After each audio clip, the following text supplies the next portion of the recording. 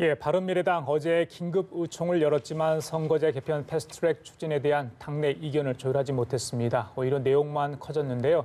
한 지붕 두 집 살림을 해온 바른미래당 앞날이 불안합니다. 한국당이 김학의 전 차관의 별장 성접대 의혹 사건에 대한 대통령의 수사 지시에 황운하 대전경찰청장의 특검으로 맞불을 놓고 있습니다. 주요 정치권 이슈들 현근택 더불어민주당 상근 부대변인 그리고 박정하 전 청와대 대변인과 함께 짚어보도록 하겠습니다. 예, 어서 오세요. 어서 오십시오. 예. 자, 바른미래당이 어제 긴급 의총을 열었습니다. 선거제 개편안을 포함한 여러 가지 개혁 입법 패스트트랙 추진 여부에 대한 논의를 했는데 합의를 이루지 못했습니다. 다시 좀 만나자까지만 이야기된 것 같아요. 진작 바른미래당이랄지 이렇게 안 해준 거 논의가 됐었더라면 하는 생각이 드는데 이 여야 사당이 전선을 구축했는데 바른미래당 이탈하면 패스트트랙 완전히 물 건너가는 거 아니에요?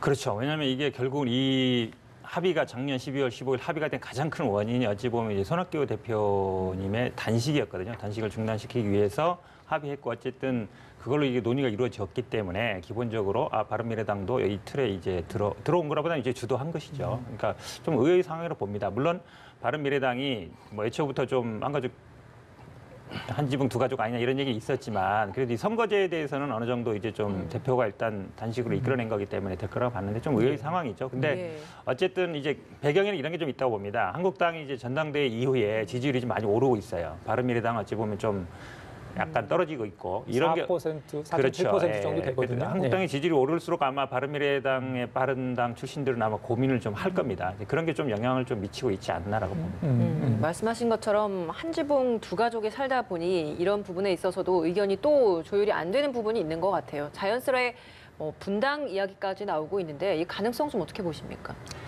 뭐 여러 번 말씀드렸지만 사실은 유감스럽게도 저는 바른미래당은 이미 정치적인 의미에서 소멸 단계로 가고 있는 거 아닌가라고 얘기를 드릴 수밖에 없어요.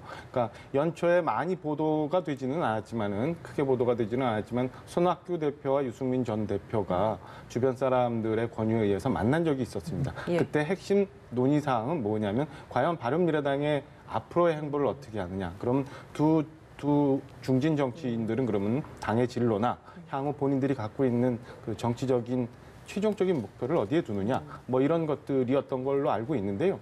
제가 알고 있는 한 손학규 대표께서는 협치에 의한 다당제, 국회에서의 협치 이런 거를 그 최종적인 소신을 갖고 계시는 분이에요. 그래서 윤동현 비로제나 선거구제 개편에 대한 단식까지 하시면서 저거를 정치되셨고 유승민 전 대표 같은 경우는 그 바른정당 그러니까 애초에 새누리당에서 대통령 탄핵 과정을 거치면서 이제 바른정당이 탄생을 했는데 그 과정에서 있었던 보수 분열에 대한 부분을 온전히 좀 헤쳐나가고 보수 통합이 이루어져야 된다는 기본적인 생각을 갖고 있기 때문에 근본적으로 지금 현재 이루어지고 있는 바른미래당의 모습이 치유가 될 수 없는 상황 아닌가라고 보여지고요. 그런 점에서 이번 그 선거구제 문제도 예견됐던 거 아닌가라는 생각이 듭니다. 재작년에 바른정당에서 자유한국당으로 상당 부분의 이제 의원들이 돌아가신 적이 있었죠. 재작년 말에. 그때 당시 사실은 바른정당에 남아서 국민의당과 통합을 할 당시에 그 남아서 잔류하셨던 의원분들이 많이 주장을 했던 얘기 그리고 궁극적으로 내부적으로 논의했던 얘기는 사실은 단계적 통합이었어요. 그러니까 국민의당하고 통합된 이후에 바른미래당의 현재의 모습은 서로 다른 집안이 화학적으로 결합될 수 없는 상황이 여지껏 왔다라고밖에 해석이 안 되는 상황입니다. 방금 전에 현근택 부대변인께서 말씀하신 것처럼 한국당의 지지율 상승 오늘 발표도 보니까 5주째 또 이렇게 상승 곡선으로 조금 올라간 걸로 나와요. 그런 것들이 바른미래당 의원들의 마음을 좀 흔들어 놓는 건 아닌가요? 어떻습니까? 그 지지율 상승 국면에 대해서는 상황이 변하고 있으니까 바른정당 출신 의원들이 그렇게 생각할 수 있다라고 해석을 할 수 있는데요. 제가 알고 있는 한 바른정당 출신의 지금 현재 바른미래당 소속 의원들 그것보다는 좀 전에 말씀드렸던 것처럼 궁극적으로 보수가 통합이 돼서 온전하게 지금 현재 있는 정부 여당을 좀 견제해야 되는 게 아니냐라는 생각을 더 많이 갖고 있는 분들이 많이 있다고 알고 있고요. 그다음에 궁극적으로 그전에도 누차 말씀드렸지만 우리 같은 권력 구조 그리고 우리 같은 소선거구제 하에서는 사실은 선거가 가까워지면 양쪽의 당으로 양당으로 예. 귀결될 수밖에 없는 구조적인 문제가 있기 때문에 그런 점들은 너무 잘 알고 있다고 보여집니다. 저는 조금 의견이 좀 다른데요. 예. 사실 어제 유승민 대표가 그전에는 잘 참가 안 하다가 참가를 했어요. 근데 말한 게 굉장히 의미심장합니다. 왜냐하면 이게 패스트트랙을 이제 특검법 하지 말고 선거법만 하자. 그건 충분히 나올 수 있는 얘기예요. 근데 뭐라고 얘기하면 그동안 합의로 해왔다. 어찌 보면 이제 한국당 얘기를 그대로 하는 거죠.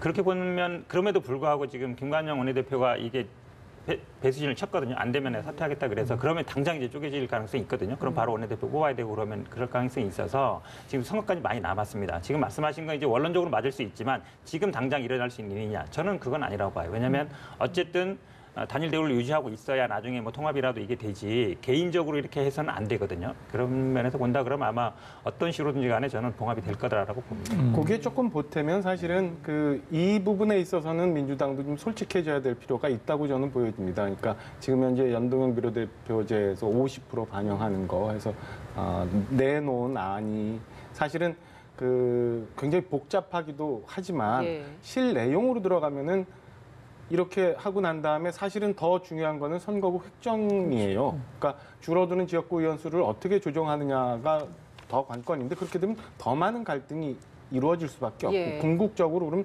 선거구제에 대해서 여야뿐만 아니라 여당 내에서도 합의가 될 수 있느냐에 대해서는 퀘스천 마크거든요. 그런 면에서 보면은 솔직하게 좀 더 민주당도 얘기를 해야 된다고 보면 그 안에 들어가면 사실은 정의당이나 민주평화당이나 바른미래당에서 일종의 희망 고문을 하고 있는 거라고 보여지고요. 그러다 보니까 한간에서는 여의도 일각에서는 민주당 의원 민주당에 대해서 선거구제에 관한 자유한국당과의 적대적 공생관계를 유지하고 있는 거 아니냐라는 비난도 있는 것. 그 부분에 대해서는 네, 이 주장에 대해서 좀 반박을 안 할 수 입장- 없는데요. 예, 왜냐하면 이 지금 현재 선거제 지금 잠정안으로 갔을 때는 어쨌든 한국당이나 민주당, 그러니까 거대 정당들은 손해를 보게 돼 있습니다. 그리고 이제 그러니까 지지율이 나오는 정의당 같은 경우에 이익을 보게 돼 있죠. 지난번에 선거 같으면 국민의당이 많이 이익을 볼 것이고요. 그럼에도 불구하고 이 선거제 계획에 대한 큰 틀에서는 대의에 동의를 하는 것입니다. 비례대와 대표성을 강화된다. 그다음에 지역색을 완화해야 된다는 것이고요. 그다음에 이제 뭐가 있냐면 결국은 이 선거제법을 들어가게 되면 이제 결국은 기명투표입니다. 법안이기 때문에. 그리고 만약에 이걸 아마 반대하는 물론 자기 지역 줄어드는 분들은 당연히 반대할 수 있겠지만 공개적으로 반대하기는 쉽지 않을 거예요. 아마 국민들이 반대표를 던지는 순간 아마 바로 다음 공천은 장담 못하는 상황이 될 수도 있기 때문에 제가 보기에는 아마 뭐 그럼에도 불구하고 대의에 동의하기 때문에 저희 당에서는 어쨌든 찬성하고 가는 것입니다. 그러니까 그거에 대해서 뭐 자꾸 다른 생각이라든지 아니면 뭐 분열 솔직해져야 됐다라는 거 오히려 된다. 제가 예. 보기에는 바람이지 현실화될 가능성은 별로 없다라고 봅니다. 그래요. 저 반박 안 할게요. 정치권들의 속내를 잘 모르겠어요. 예. 지금 이제 국회에서 대정부 질문이 있는데요. 대정부 질문에 앞서서 비교섭단체 대표 연설을 하게 됩니다. 그렇죠? 평화당도 했고요. 네. 이제. 어제 윤소아 정의당 원내대표가 했습니다. 한국당 의원들이 집산 퇴장을 했죠. 나경원 원내대표를 꼭 집어 이야기를 했어요. 선거제 관련해서 연동형 비례대표제에서. 다 나가버렸어요. 민주당 의원들이 왜 나가냐. 듣기 싫은 소리도 들어야 되는 거 아니냐. 이거에서 많이 본 내용 그렇죠. 아닌가요? 예. 예. 저도 들어본 것 같아요. 네. 이거 어떻게 된 사정입니까, 어제는? 예전에 무슨 얘기가 있었냐면요. 홍준표 대표 말은 홍준표 대표 말로 반박이 가능하다 이런 얘기 있었어요. 이제 지금 오히려 이제 나경원 대표 말은 나경원 대표 말로 반박이 가능한 상황이 됐는데요. 며칠 전이었습니다. 바로 듣기 싫은 소리 들으세요. 뭐 나경원 대표가 원래 그렇게 아주 세게 얘기하는 분이 아니거든요. 그게 이제 원고에 없던 얘기인데 굉장히 왜 듣기 싫은 게 들어야 되는 거 아니냐 강하게 얘기하시는데 저는 이날은 아마 미리 원고가 가니까 어느 정도 작전을 짜신 것 같아요. 작전 짜셔서 뒤에서 빨리 나오라고 이렇게 하시는 거 보니까 차라리 처음부터 들어가지 말든가 아니면 들어갔으면 듣든가 해야 되는데 어찌 보면 2라운드죠. 심상정 맞습니다. 이제 특위원장하고 어찌 보면 이제 공방을 하다가 지금 어찌 보면 아픈 거를 찌렀습니다. 가장 아픈 게 뭐였냐면 합의서를 제시한 거예요. 합의서 아니 작년 연말에 12월 달에, 그렇죠. 예. 당신이 도장 찍고 사인했는데 왜 이제 와서 딴소리 하냐 이거거든요. 그 부분에 대해서는 할 말이 없는 거예요. 사실은 그때는 변명을 하셨는데 그 당시는 손학규 대표님이 단식하니까 당시 중단하기 위해서 한 거다 그랬는데 그건 사실 변명이라 하기는 너무 좀 유치하잖아요. 제가 보기엔 할 말이 없으니까 나갔다라고 보는 게 맞는 것 같습니다. 윤소아 대표가 원내대표? 어제 예. 원내대표가 이제 망령, 휴지 쪼가리 그리고 뭐 냉전을 바라는 새 집단 뭐 이런 등등 원색적인 표현에서 자극적인 연설을 하신 상황은 있지만 좀 전에 얘기하신 것처럼 며칠 전에 그런 얘기를 우리가 했었잖아요. 네. 그러니까 비록 비교섭 단체지만 같이 있는 동료 의원 그리고 한 당을 대표하는 원내대표 연설을 들었어야 되는 게 맞다. 그리고 만약에 반박할 얘기가 있었다면 이후에 나중에 반박을 했어야지 저렇게 집단 퇴장하는 거는 국민들 보기에 꼭 좋은 모습은 아니었다. 결국에는 역지사지하면 며칠 전에 있었던 우리 상황이었던 거 아니냐라는 얘기를 자유한국당 의원들이 좀 되새길 필요는 있다고 보여집니다. 네. 이렇게 비교섭단체 대표 연설을 하고 나서 국회 대정부 질문 이어졌습니다. 대정부 질문 어제는 이제 통일 외교 안보 분야에서 이야기가 있었는데 국방장관 서해 수호의 날 규정 발언을 놓고 논란이 있었던 것 같아요. 특히 한국당에서는 국방장관이 이런 발언을 했기 때문에 더 논란이다라고 투집을 잡았던 부분이 비판을 한 부분이 있습니다. 이 발언 어떻게 들으셨습니까? 이것도 이제 2라운드인데 전날 아마 이제 있었잖아요. 이런 얘기 나오면서 이제 좀 언쟁이 있었는데 제가 보기에는 아마 지금 남북 간의 관계가 어찌 보면 약간 위기에 있습니다. 그리고 국방부 장관은 사실 국방 문제에 대해서 이렇게 하는 부분이라 저거는 저는 뭐 정쟁 부분에 이렇게 많이 끌고 가는 건 적절치 않다고 봐요. 그래서 국방부 장관은 기본적인 안보 태세 이런 부분만에 대해서 집중해 주는 게 맞다라고 봅니다. 그 서해 수호의 날 것 때문에 내일이기예요. 예, 그러니까 천안함 사건 이후에 사실은 그 처음에는 천안함 주기로 기념식을 했었는데 이후에 이제 연평해전 등 두 번 정도 연평해전까지 모아서 서해에서 있었던 이러저런 북한의 침범이라고 해야 되나요? 하여튼 그런 충돌에 대해서 기리는 그때 희생됐던 장병들을 기리는 날로 서해 수호의 날로 이제 합쳐서 진행이 되고 있는데 예. 사실은 그 국민들 일각에서는 이렇게 중요한 의미를 갖고 있는 날에 대해서 왜 대통령께서 참석 안 하시고 계속 총리가 대신 참석하는 총리 행사로 가느냐라는 비판도 좀 있어요. 그리고 이 건에 대해서 아쉬워하는 분들이 좀 덜어 있는데 이 부분에 대해서 자유한국당 의원들이 얘기를 한 거로 보여지고요. 대신에 그 정영도 국방장관이 특정하지 않고 불미스러운 몇 건의 사건을 기리기 위해서 뭐라고 표현한 거는 저는 분명 잘못됐다고 보여집니다. 이거는 명백히 북한이 우리 장병들의 위해를 가한 사건이고 그다음에 논란 아직도 여전히 뭐 인정 안 하는 분들도 있지만은 다 분명하게 북한의 소행이라고 나왔던 일이기 때문에 그 건에 대해서는 국방을 책임지고 있는 국방장관은 외교장관이 아닌 한 분명하게 단호한 어조로 얘기를 했었어야 되는 거 아니냐라는 생각이 듭니다. 그리고 정영도 국방장관이 이 건만이 그 전에도 다소 좀 애매한 표현을 좀 쓰셨던 것이 몇 번 있었으니까 그 건에 대해서 야당 의원들이 지적을 한 거고요. 이 부분에 대해서는 국방장관도 좀 다시 되돌아봐야 되지 않을까 생각이 듭니다. 예, 알겠습니다. 다음 질문 드려볼게요. 이 부분에서 두 분 정말 어떤 생각을 하시는지 궁금해요. 민주당의 김학의 전 차관 또 장자연 사건 관련해서 문재인 대통령이 강하게 수사 지시, 난하시 좀 밝혀달라 이렇게 하지 않았습니까? 국정조사 특검 필요하다는 입장이 여당 쪽에서 피력을 했고요. 한국당에서는 이 황교안 대표 또 곽상도 전 민정수석 지금 의원이지만 두 사람을 겨냥한 건 아니냐 해서 강하게 반발하면서 또 다른 이야기까지 지금 꺼내서 맞불 작전을 놓고 있지 않습니까? 어떻게 보십니까? 일단은 워낙 그 사건의 자극적인 측면에 비해서 밝혀진 게 별로 없기 때문에 국민들 대다수가 진실을 확인하고자 하는 욕구가 분명히 저는 있다고 보여지고요. 예. 이 건에 대해서는 언젠가 확인이 필요하다고 보여지는데 문제는 지금 검찰의 과거사 진상조사위원회가 이제 한 3차례 기한 연장이 있다가 다시 이번에 이제 5월 말까지 기한 연장이 됐지 않습니까?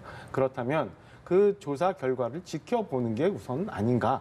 라는 생각이 들고요. 지금 그 조사 결과 아직 나오지 않은 상황에서 다시 특검 얘기가 나오는 건 좀 이르지 않나. 그렇다 보니까 야당에서는 당연히 이거는 그 김학의 전 차관이나 장자연 씨가 아니라 실제 목표는 그와 연루돼서 얘기가 나오고 있는 황교안 대표, 곽상도 의원 이런 거 아니냐라는 오해를 충분히 살 수밖에 없는 상황을 만들어갔다. 라고 보여지고요. 특히나 더 유감스러운 부분은 대통령께서 6박 7일 정도 동남아 순방을 다녀오시고 난 상황이었어요. 그 상황에서 여러 가지 국내 현안들이 많았잖아요. 그리고 경제 지표도 지난주에 고용 지표도 나오고 굉장히 안 좋은 상황이에요. 그렇다면 참모들이 다 모이는 수석보좌관 회의를 통해서 이런저런 것들을 다 확인을 하시고 지시를 하시고 난 다음에 일부분에서 이런 부분이 나왔다면 모르지만 콕 집어서 수석보좌관 회의도 안 하시고 콕 집어서 이 건에 대해서만 그 김학의 차관 물론 버닝썬이 끼어 있었습니다만 세 건을 짚으면서 말씀을 하셨는데 그런 부분이 그런 상황이 있다 보니까 야당에서는 그럼 그 뒤에 정치적인 해석을 할 수밖에 없는 거고 자구책 차원에서 또 뭐 과거에 작년에 있었던 지방선거에서 황운하 총장 문제 건들을 특검해야 된다고 발의하고 있는 거 아닌가라는 생각이 듭니다. 대통령의 수사 지시가 오히려 이 부분을 정치 쟁점화시킨 부분이 있다라고 말씀해 주시는 것 같습니다. 네, 의견 듣겠습니다. 저는 좀 뭐 다르게 보는데요. 아마 저는 근데 이게 뭐 당 부대변인이 아니라 이제 변호사 입장에서 보면 예. 결국은 수사라는 거는 기소와 재판을 전제로 합니다. 그러면 이제 공소시효 문제가 걸리거든요. 그러니까 장자연 사건 같은 경우는 실체 규명이 안 된 건 맞아요. 하지만 이게 과연 수사를 할 수 있느냐 이런 문제 본다 그러면 제가 보기엔 오히려 국정조사로 가는 게 저는 개인적으로 맞다라고 보고요.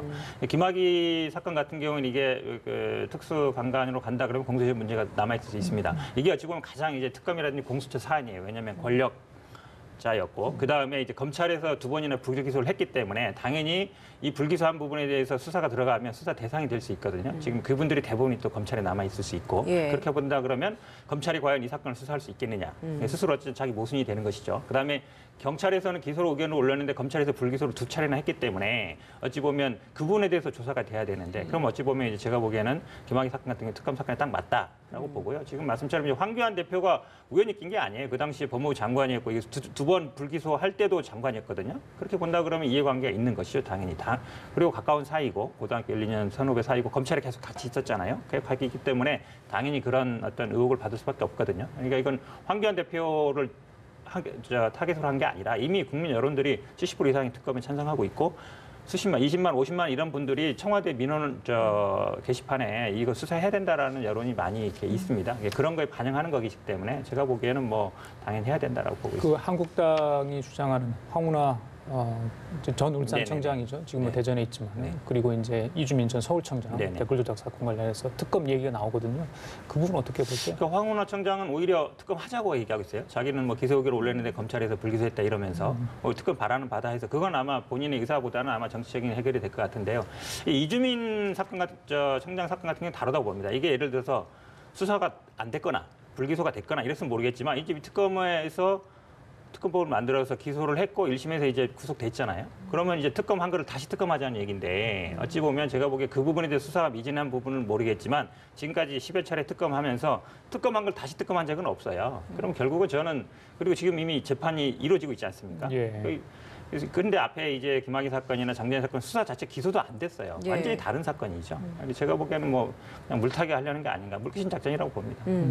짚어주셨던 이 권력형 비리 부분에 있어서 그래서 더 공수처 특검이 필요한 것 같다라고 이야기를 해주셨어요. 이번에 패스트트랙 안건에 있어서 공수처법도 많이 포함이 되어 있기 때문에 이번 이런 사건들이 아무래도 공수처 필요성을 주장하는 사람들 입장에서는 더 근거가 되는 부분일 것 같아서 반대하는 입장에서는 이런 부분을 좀 어떻게 인식을 하고 있을까 궁금합니다. 이미 검찰이라는 기능이 있잖아요. 있는데 또 공수처를 만든다는 거는 이거 옥상옥의 상황이 될 수도 있는 거고요. 만약에 저렇게 뭐 고위공직자나 이런 부패에 대해서 철저하게 밝히려는 의지와 목적이 있다면 청와대 특별감찰관을 왜 여태 공석으로 놔두는지 이해를 할 수가 없습니다. 그 기능이 분명히 있는데 왜 그거는 활용하지 않고 새로운 법을 또 만든다. 그런 면에서는 당연히 그 반대 의견이 있을 수밖에 없다고 보여지고요. 여야 간에도 지금 공수처의 기능과 구성이나 이런 면에서 합의가 되지 않았잖아요. 그건 그냥 무조건 패스트트랙에 올려서 돌린다? 당연히 반발이 있을 수밖에 없다고 보여집니다. 글쎄요, 다른 이야기 좀 할게요. 이건 뭐 청와대에 계셨기 때문에 문재인 대통령 지난번에 아세안 3개국 순방하고 돌아오시지 않았습니까? 뒤늦게 외교 결례가 있었다고 하는 이야기가 지금 계속 나오고 있지 않습니까? 오늘 뭐 추가로 또 된 이야기도 있던데 그 부분 그러니까 뭐 네 이거 건, 어떻게 이렇게 예. 네 건이 있었는지 두 건이 있었는지 여하 상관없이 저는 그 청와대의 기강이 굉장히 해이해져 있는 거 아닌가라는 생각을 할 수밖에 없어요. 그러니까 그 우선은 대통령이 상대국을 방문하는 순방 행사는 물리적으로도 한 2달 전에 이미 사전 답사팀이 가서 심지어는 대통령이 서 계시는 위치까지 그리고 뭐 꽃을 준 화동이 전달해 주면 화동을 어떻게 격려하는 방법까지도 다 점검을 합니다. 그리고 실질적으로는 대통령의 말씀에 대해서 청와대 내부뿐만 아니라 각 부처 그리고 심지어는 외부에 있는 전문가까지 포함된 태스크포스가 만들어져서 그 연설문이나 말씀 자료에 대해서 독해를 수차례 해요. 네. 굉장히 많은 연구를 하죠. 그러니까 뭐 말레이시아 총리나 인도네시아 대통령의 개인적인 특성뿐만 아니라 두 나라의 관계나 뭐 이런 것까지 검토를 하는데 왜 이렇게 인사말이 가령 외국의 정상이 우리나라에 왔는데 존경하는 대한민국 국민 여러분 그리고 나의 오랜 친구 문재인 대통령 이러고 나서 뭐 곤니찌와 하거나 뭐 대한민국 동무 여러분 뭐 이거랑 똑같은 거거든요. 이거는 결례라고 표현하지만 예. 제가 볼 때는 참사 수준인 거고요.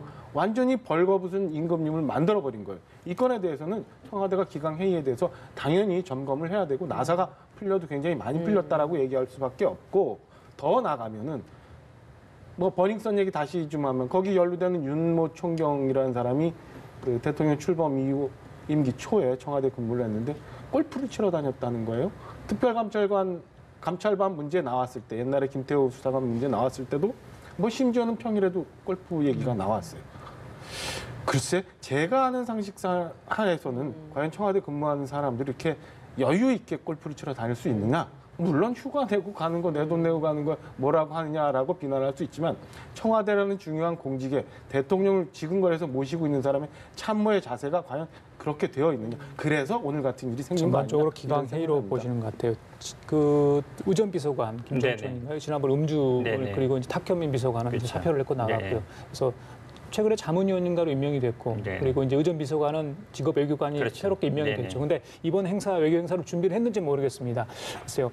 그렇게 허점이 드러났다면 외교부 쪽도 문제가 있는 것 같고요. 청와대도 물론 실수를 인정했습니다만 어떻게 보십니까, 우리? 제가 보기에는 아마 이제 뭐 외교부 장관이 사과를 했습니다만 아마 그 정도는 아닌 것 같아요. 그러니까 잘못한 건 맞는데 한국어와 일본어 차이만큼 차이는 아니에요. 제가 보니까 뭐 또 영어는 비슷한 것 같아서 아마 그런데 그건 있는 것 같습니다. 우리나라가 이제 신남방 정책을 하고 있지만 실제로 그쪽 언어를 알거나 그쪽 전문가들이 부족하다는 거죠. 외교부 내에는 그걸 드러났다고 봐요. 이번 기회에 제가 보기에는 예. 단순히 뭐 신남방 정책을 말로만 할 게 아니라 그쪽 전문가들 실제로 그쪽 언어를 구사하는 분들을 많이 채용해야 된다고 보고요. 어쨌든 재벌 방지를 위해서 제가 보기에는 노력을 해야 된다고 봅니다.